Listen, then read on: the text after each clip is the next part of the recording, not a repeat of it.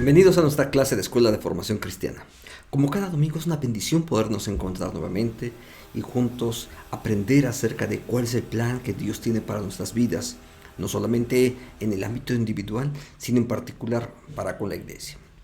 Es por eso que el tema de hoy se vuelve de mucha importancia, porque justamente el tema nos involucra a todos los participantes de una iglesia, porque tiene que ver con la predicación.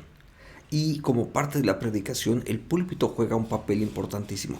Por supuesto, cuando hablamos del púlpito, no referimos al objeto que está sobre la plataforma o en el área del presbiterio, sino al símbolo que representa y los cuidados que deberíamos de tener acerca de aquellos que predican la palabra. Entonces, ¿qué te parece si en primera instancia oramos y pedimos que sea Dios quien nos guíe a lo largo de este estudio? Oremos. Padre, bendecimos, Señor, tu nombre, te damos gracias por tu bondad, por la misericordia que tú tienes para nuestras vidas, porque podemos aprender de ti en cada momento. Que tu presencia, Señor, sea la que nos guíe a través de este estudio y nos muestre, Señor, cuáles son las mejores prácticas en el momento y en los espacios en donde se predica tu palabra. En el nombre de Jesús te lo pedimos. Amén y amén. Bien, ahora vamos entonces directamente a nuestra clase, la cual, como he mencionado antes, se llama El púlpito, tradición y peligros. Y a partir de ello vamos a considerar entonces de qué formas la predicación tiene un papel tan relevante para nosotros mismos. Entonces, la primera parte vamos a hacerla leyendo este texto que dice: y para que todos escucharan mejor, Esdras se subió a un estrado de madera hecho a propósito. Nehemías 8:4. Este texto tiene una enorme relevancia porque justamente es el texto que sirve de base para hablar acerca del púlpito. ¿Por qué? Porque en la versión Reina Valera la palabra estrado es traducido también como púlpito. Entonces, este es un lenguaje más claro porque no necesariamente estamos hablando de un objeto con una determinada forma, que es a veces a lo que habitualmente le decimos púlpito, sino se refiere a la actitud misma desde la cual Esdras estaba predicando, es decir, subido en una plataforma, en un pequeño estrado, y desde ahí se dirige a la gente. Entonces, eso tiene que ver entonces con el papel específico del púlpito, donde es el espacio desde el cual se predica la palabra del Señor. Entonces, más que un lugar, denota la dignidad, la idea del púlpito, denota la dignidad e importancia que se tiene al predicar la palabra de Dios. Y hay dos funciones básicas acerca de esto. En primer lugar, estamos hablando de una exposición acerca de la palabra de Dios. No estamos hablando de opiniones, no estamos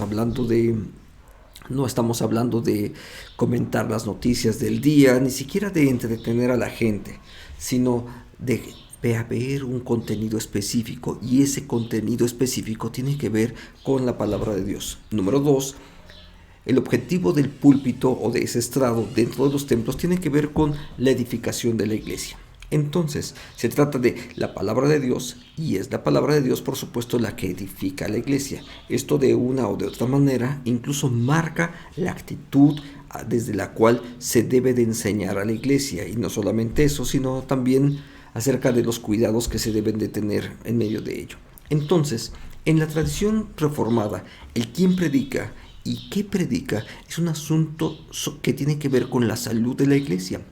Una iglesia es saludable en buena medida con la manera en quien está predicando. Ahora, no confundamos una simple ortodoxia con una correcta práctica, sino que debemos de considerar que una correcta práctica también debe estar acompañada de una ortodoxia y viceversa. Entonces, hay ocasiones en las que de pronto se confunden estas ideas y pareciera que una ortodoxia, es decir, una sana doctrina, correcta, específica, pero si es tan sana la doctrina, debería de estar produciendo frutos. Entonces tenemos que considerar que cuando hablamos de la salud de la iglesia, entonces hablamos de profundidad en el evangelio, pero también el crecimiento numérico que de ahí debería de derivarse, para que entonces estemos hablando de salud. Porque si solamente hay un crecimiento amplio, pero no hay profundidad en el evangelio, eso no es lo más correcto.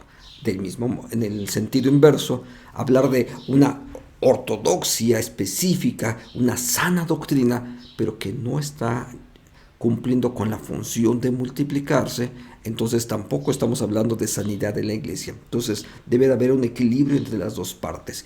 Una profundidad, sí, en el Evangelio, por supuesto, pero al mismo tiempo esa profundidad en el Evangelio, si es profunda, si de verdad tiene que ver con la predicación del Evangelio, entonces necesariamente va a llevar a las iglesias a una práctica que les denota crecimiento y amplitud en cada uno de ellos.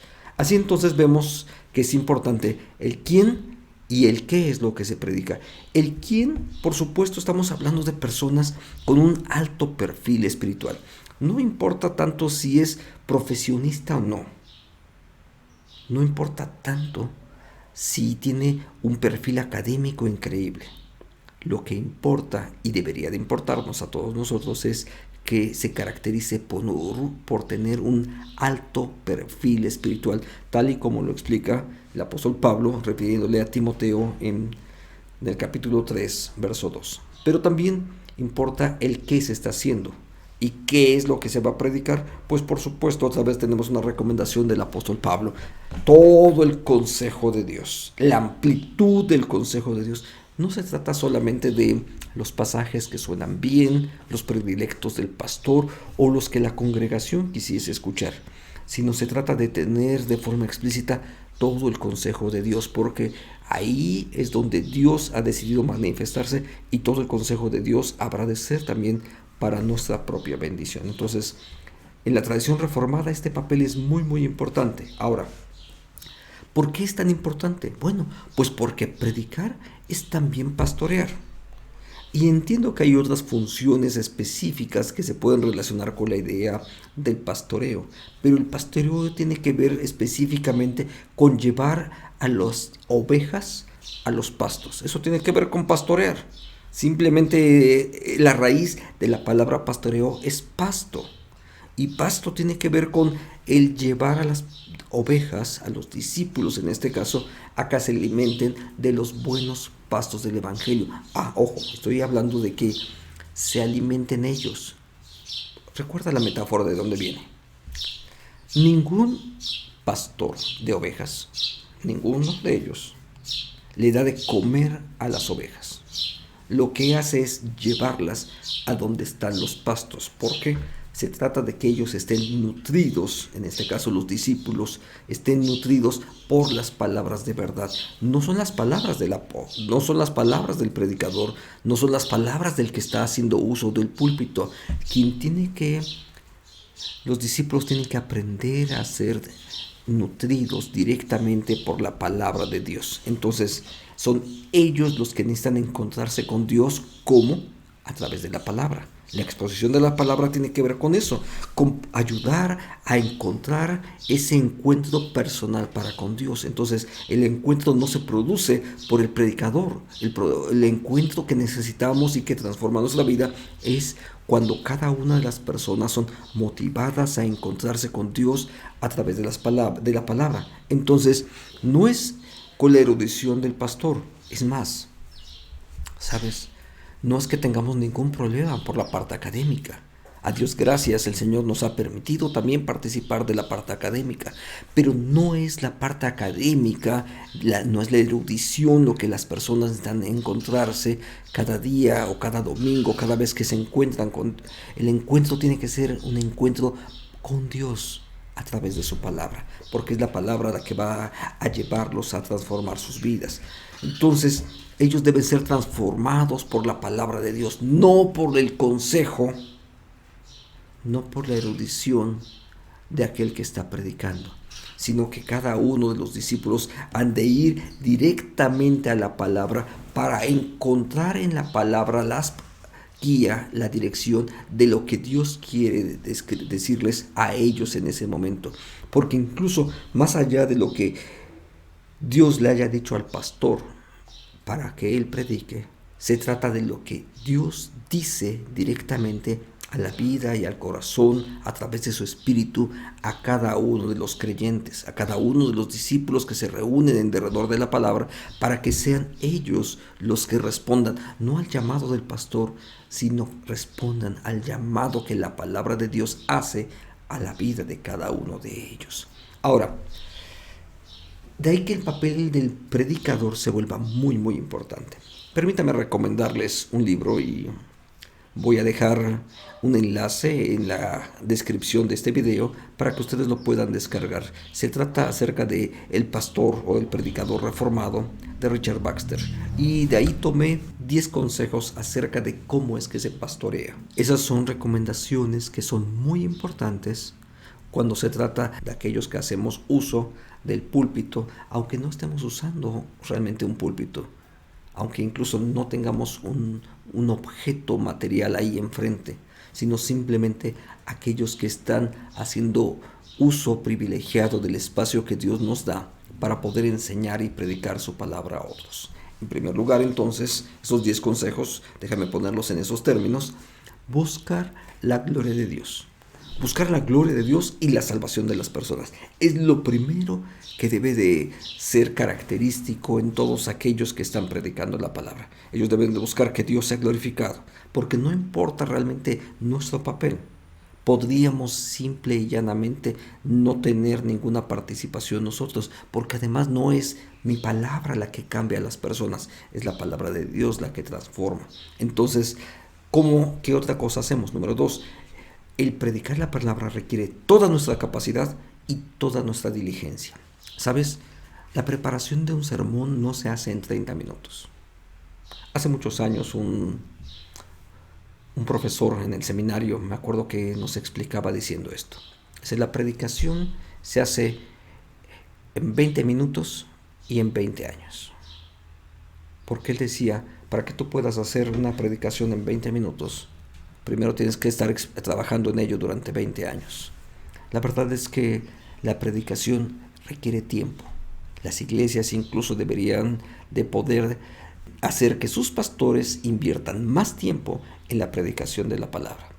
Si la predicación de la palabra está siendo preparada adecuadamente, si el pastor oró, trabajó, estudió, investigó, todo eso está incluido en esta actitud llamada capacidad y diligencia, porque se trata de ese lugar privilegiado. ¿Sabes? Aproximadamente el 95% de toda la iglesia, de cualquier iglesia local, participa de alguna predicación. Aproximadamente 90-95% de la iglesia. Pueden no participar en la escuela dominical, pueden no participar en las sociedades de varones o de mujeres, etcétera, en el esfuerzo cristiano, pueden no participar en ello, pero la mayor parte va a escuchar y ser partícipe en la predicación. Por eso es tan importante. Son probablemente esos 30-40 minutos que un hombre ha tenido que trabajar, tal vez 10-20 horas, para poder eficientemente ocupar esos 40 minutos que Dios nos da como un espacio de gracia para poder instruir a su propio pueblo. Entonces es un papel importantísimo que de ninguna manera deberíamos de tomar a la ligera. Se trata y se debe de realizar de una manera ordenada y sabia. Esto es importante. El predicador debe no solamente de saber a dónde va, sino saber que está al mismo tiempo conduciendo a un pueblo. Y para conducir a un pueblo, en primera instancia, él necesita ser ordenado. ¿Sabes? Conozco predicadores que de pronto toman un tema este domingo y el siguiente otro, y el sábado por la tarde están esperando que les caiga iluminación para ver si de esa forma obtienen el tema para el domingo. Eso no puede ocurrir. No es la manera adecuada de hacer las cosas. Debe de haber oración, sabiduría, la guía del Espíritu de Dios para poder predicar su palabra a su iglesia. Y debemos de estar además centrados en las enseñanzas de la palabra de Dios. ¿Por qué? ¿Sabes? Cuando una persona va a predicar, lo primero que tendría que tener por lo menos es una lectura general de toda la Biblia.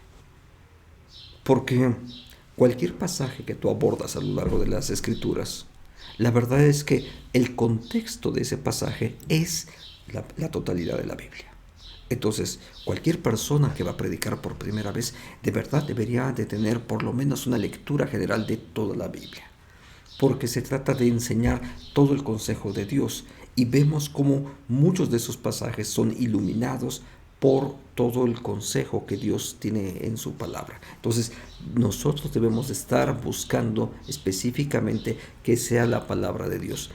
¿Es bueno de pronto contar alguna anécdota? Sí, sí puede ser útil en algunos momentos. De hecho, Jesús lo hacía y Jesús hacía ilustraciones. Pero no se trata de contar 10 ilustraciones una tras de otra. Se trata de hablar específicamente de la palabra de Dios. Podemos hablar de forma testimonial, sí, por supuesto, pero no nos interesa el testimonio de la persona como tal. Nos interesa la palabra de Dios, porque a eso es a lo que nos dedicamos en la predicación de la palabra. Debe ser al mismo tiempo lo más sencilla y clara posible. No es necesario usar un lenguaje rimbombante, rebuscado, cargado de expresiones retóricas. ¿Sabes? Jesús no usó una gran cantidad de retórica. Usó muchos ejemplos, por el contrario, tomados de la vida diaria, tomados de experiencias comunes, elementos, ilustraciones que toda persona podía entender en su época. Podía entender fácilmente lo que era una semilla de mostaza, porque era común. Podían entender que era el grano de trigo que cae a tierra, o podrían entender fácilmente cuando unos pajarillos son alimentados. Son ilustraciones que proceden de su propio entorno cultural y que pueden ser fácilmente comprensibles. Entonces, cuando se trata de la predicación de la palabra, la comprensión de los términos, la comprensión de los significados que estamos tratando de referir se vuelven muy importante. Qué bueno que estudies en el texto griego directamente y qué bueno que estudiemos en el texto hebreo. Magnífico. Pero sabes, a la gente no le interesa exactamente saber qué declinación griega es la que estamos usando. A la gente no le interesa saber cuál es la séptima acepción de esa palabra. No, a la gente le interesa saber de forma clara. Y si hay una tradición reformada tenemos en medio de esto, es justamente la experiencia de Martín Lutero. Cuando él decía que qué placer y cuánto consuelo hallaría la gente al poder comprender lo que se estaba diciendo a través de la lectura de la Biblia. ¿Por qué? Porque si hablamos de un lenguaje incomprensible, al final de cuentas la gente simplemente no podrá ser edificada. Entonces debemos de cuidar que sea lo más sencillo y lo más claro posible en nuestra predicación. Número 6. Ministramos desde la humildad. ¿Por qué? Porque la palabra ministro en sí misma significa servidor. Somos servidores de la palabra.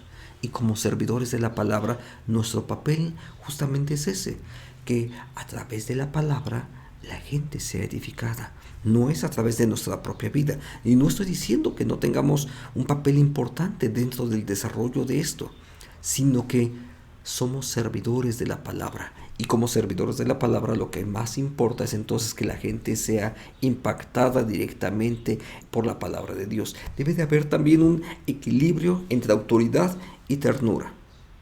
Y eso está presente en las palabras de Jesús, en las palabras de los apóstoles, donde ellos pueden generar ese equilibrio dinámico entre autoridad. No pierden nada de autoridad. No se trata simplemente de que la próxima predicación se convierta en regaño y regaño y regaño para la gente, sino debe de haber también una aplicación con ternura, con cuidado, ver porque estamos cuidando de ese rebaño que Dios ha puesto en nuestras manos para que ellos puedan ser alimentados por su palabra. Número 8.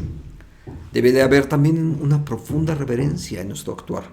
Nunca podemos hablar de la palabra adecuadamente si no lo hacemos con reverencia.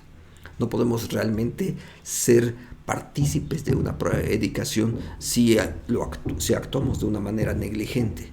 Entonces, la reverencia en nuestra propia actuación, en la manera de cómo nos comportamos, de cómo vivimos y de cómo predicamos la palabra, eso va a ayudar a las personas que nos ven y nos escuchan también a ser reverentes en el trato que nosotros damos a la palabra. Entonces, número 9 es hacer todo espiritualmente. No estoy hablando en este momento de situaciones donde queremos ver todo desde una perspectiva espiritualoide. Estoy hablando de la verdadera espiritualidad. Estoy hablando de una verdadera espiritualidad donde las personas necesitan comprender revelación que el Espíritu puso en esas palabras para que sea el Espíritu de Dios quien hable a sus espíritus y las personas puedan entonces ser edificadas específicamente. Número 10. Dependemos de Dios en todo momento. La predicación no puede ser predicación si no dependemos nosotros mismos de Dios. Es Dios quien necesita hablar, no es nuestras palabras, no son nuestras voces. Ellos tienen que aprender a descubrir que es Dios el que está ahí. ¿Y cómo lo hacemos? Cuando no se trata de nuestra personalidad lo que tenemos que proyectar, se trata de proyectar la palabra del Señor y que ellos tengan un encuentro y que ellos respondan a esa palabra que está siendo predicada. Entonces, estos 10 consejos sin duda van a ser muy importantes para todos aquellos que usamos un púlpito.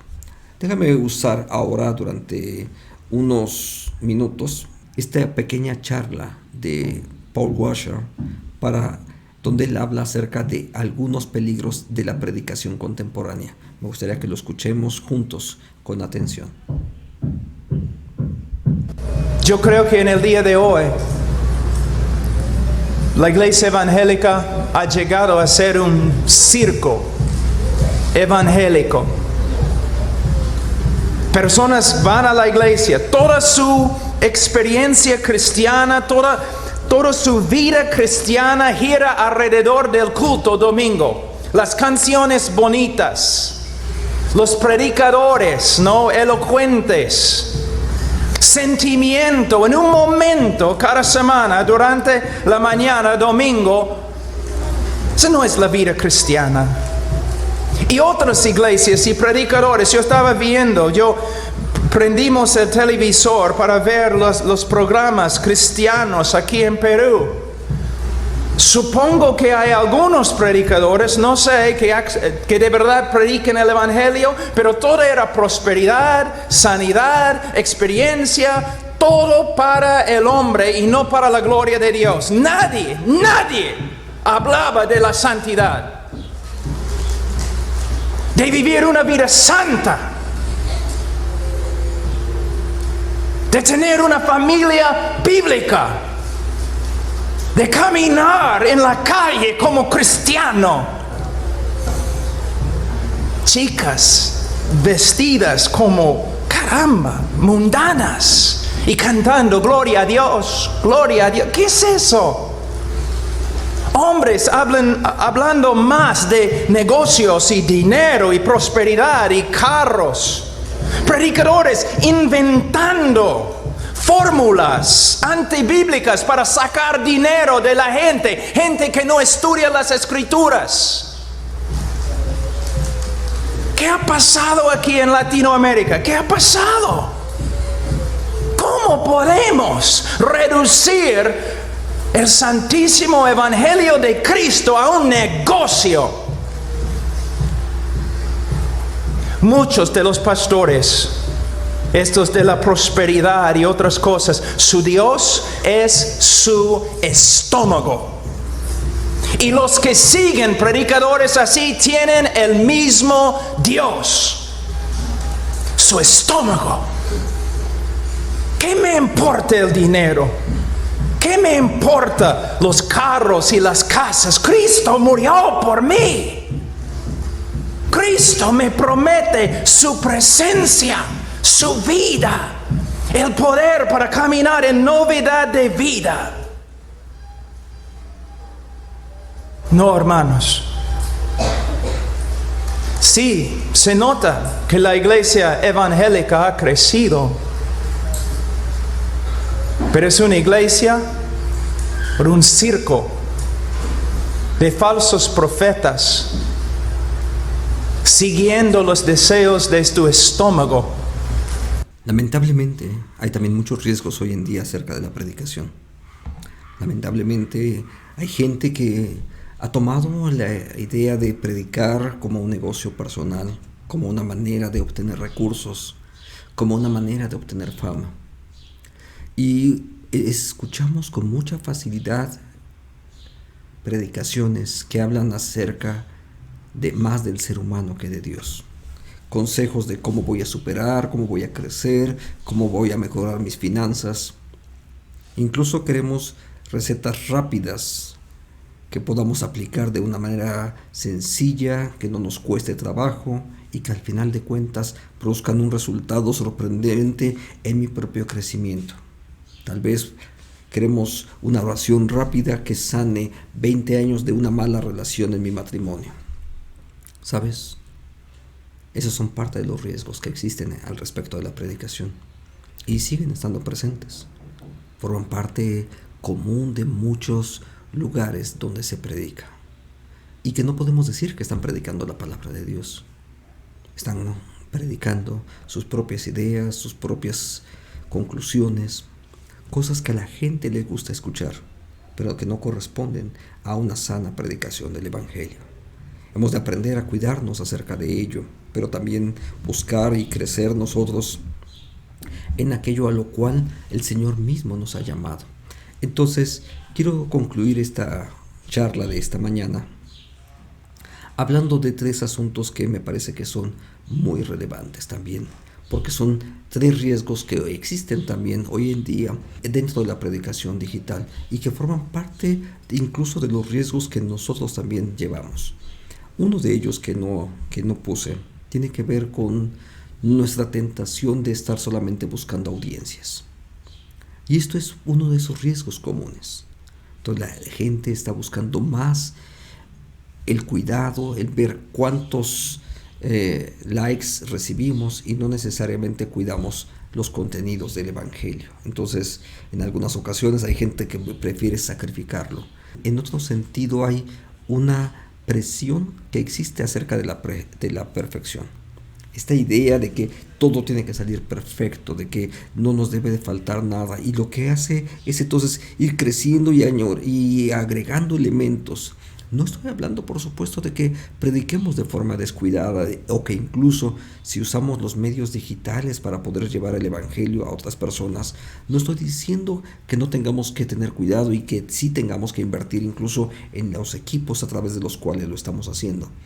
Pero tenemos que recordar que somos seres falibles.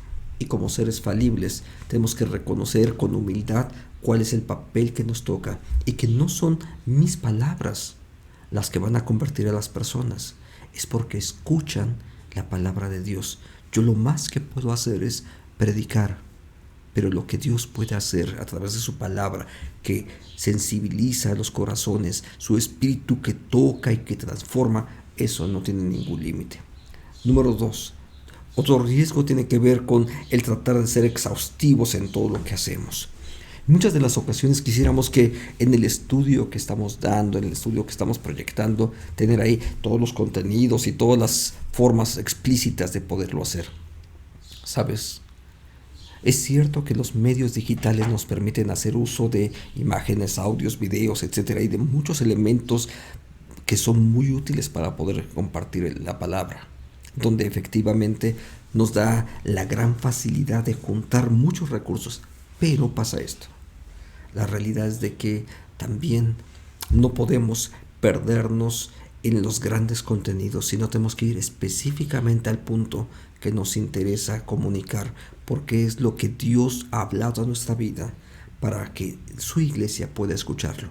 Entonces, no voy a poder explicar toda la Biblia en una sola sesión, pero sí puedo tomar un ejemplo de las Escrituras y poder ver cómo a través de ese ejemplo Dios puede transformar mi vida y convertirla en lo que Dios quiere que yo sea. Número 3. También hay una presión acerca de la universalidad. Todos predicamos desde un determinado contexto. Y es cierto que hoy en día las redes sociales nos permiten estar presentes en muchísimos lugares distintos, o mejor dicho, virtualmente hay gente que va a escuchar una predicación y que lo mismo están en un extremo del país o en el otro, y que los contextos urbanos y rurales están ahí presentes, porque al final de cuentas la tecnología permite eso, y que incluso gente de otros países puede estar escuchándonos en este momento. Pero la verdad es que toda predicación al mismo tiempo es contextual.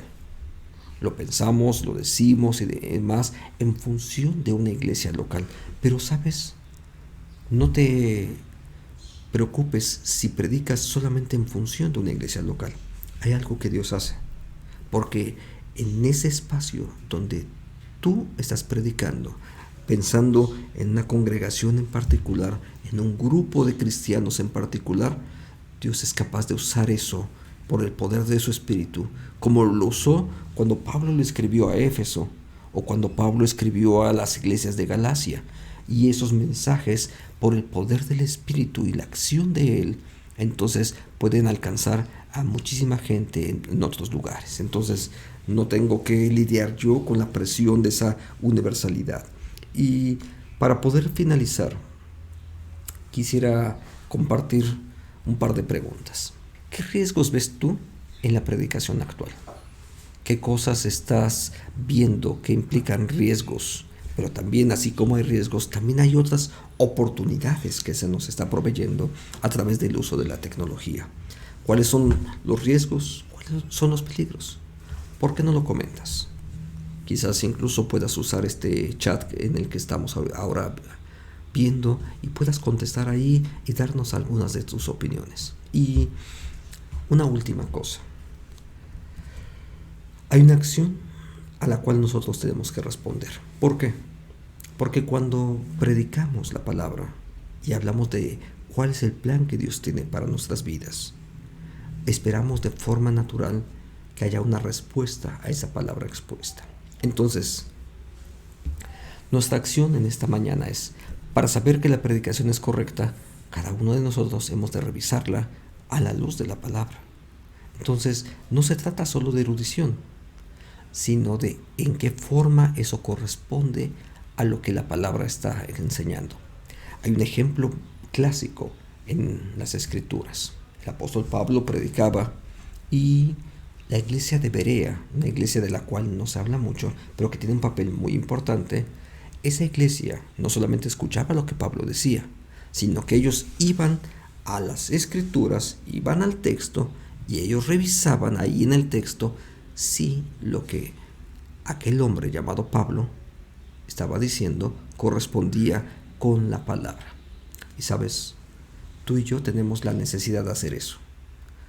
En primer lugar, si eres predicador, si eres alguien que predica, enseña la palabra, tu obligación, igual que la mía, es ir a la palabra, al texto escrito, y en el texto escrito revisar que lo que estamos diciendo corresponde a lo que Dios ha dicho a través de su palabra, en primera instancia.